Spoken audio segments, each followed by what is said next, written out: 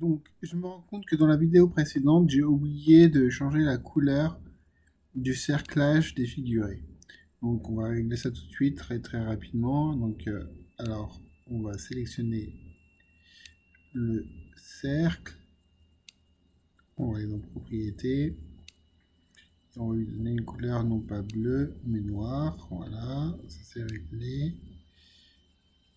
Ça c'est beaucoup trop beau. Alors, pour réduire le panneau, vous allez sur le trait, sur la limite, et vous cliquez sans relâcher le bouton, et comme ça prend moins de place. Voilà, on va faire la même chose pour le rectangle. Le rectangle, on va le mettre en noir aussi. Donc ça c'est réglé.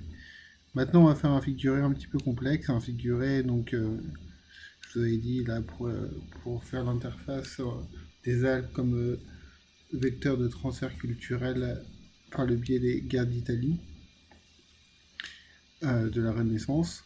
Donc on va le symboliser à l'aide de flèches. Donc on va commencer la base avec une double flèche comme ça. Voilà. On élargit. On va couper ça, on va zoomer pour voir ce qu'on fait. Donc le zoom il est juste à côté de la souris. Ça c'est pour sélectionner, ça c'est pour zoomer. Donc si vous appuyez sur... Alors pour zoomer, vous cliquez. Vous allez devant un rectangle, vous zoomez sur la zone. Pour dézoomer, vous appuyez sur CTRL.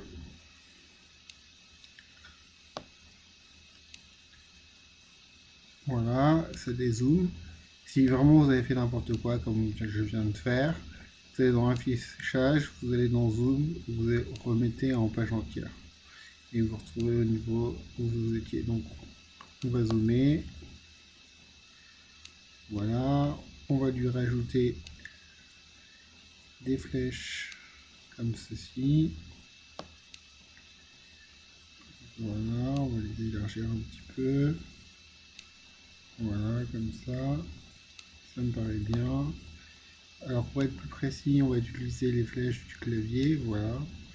Donc je clique pour que ce soit en vert. Je fais CTRL, j'appuie et comme ça copie. Donc je copie. Donc je remonte un petit peu avec les flèches. Je vais l'espacer un peu plus. Toujours avec les flèches. Là je me déplace avec les flèches du clavier. Voilà, je le prends, je fais avoir CTRL, je clique, je le copie, je le mets en bas, je reclique une fois dessus pour pouvoir faire la rotation, je fais la rotation, j'appuie sur Shift pour contraindre pour que ce soit vertical, voilà c'est vertical.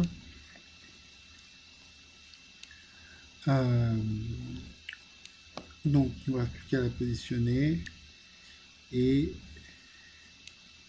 je vais le positionner comme ça ici, voilà.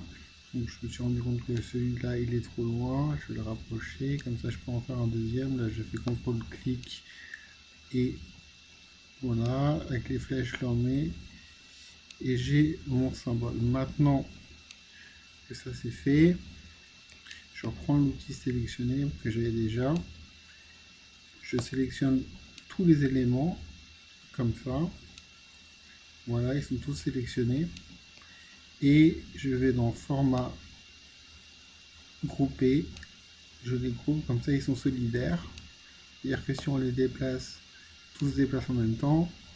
Je vais dans propriétés, je leur donne une couleur marron, donc on va utiliser ce marron là. Et voilà, maintenant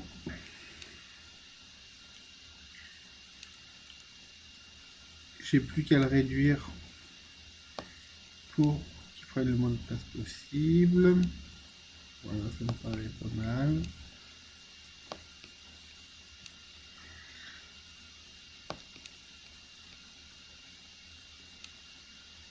Je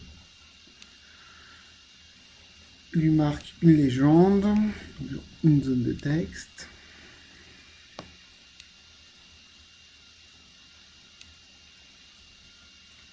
Bon, je vais tout de suite sélectionner. Non, c'est une mauvaise idée.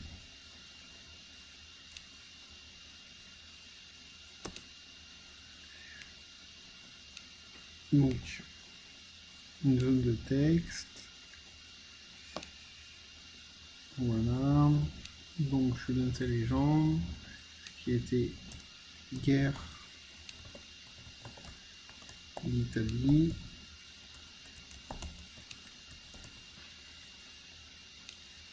Égal, transfert culturel. Voilà. Donc je fais comme tout à l'heure. Je sélectionne ça, je copie la mise en page, la mise en forme, et voilà, je réduis la légende des guerres d'Italie. Alors, je me rends compte que j'ai déjà plus de place pour le grand 2. Donc, on va devoir réorganiser tout ça. On va réduire tout ça drastiquement. Alors, échappe. On va commencer par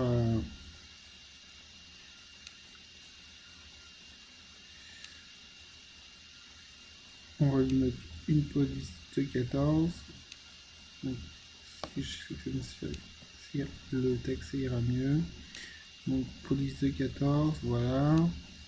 Donc, police de 12.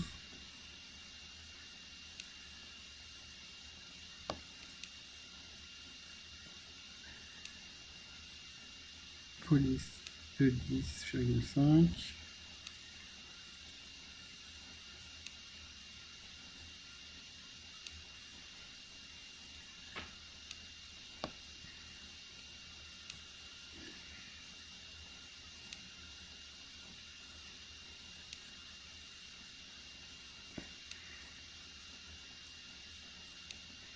Une police de 10,5. Pareil pour ça. On remet en police de 10,5. Voilà. On ferme la fenêtre.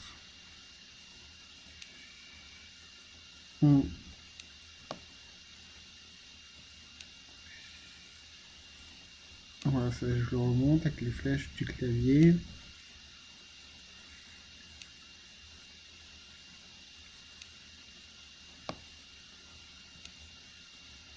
Je remonte le figuré. Je vous laisserai l'améliorer chez vous tranquillement si vous avez envie de refaire l'exercice. Voilà. Prise de tête. Là, on va essayer d'avancer un peu plus vite. Voilà.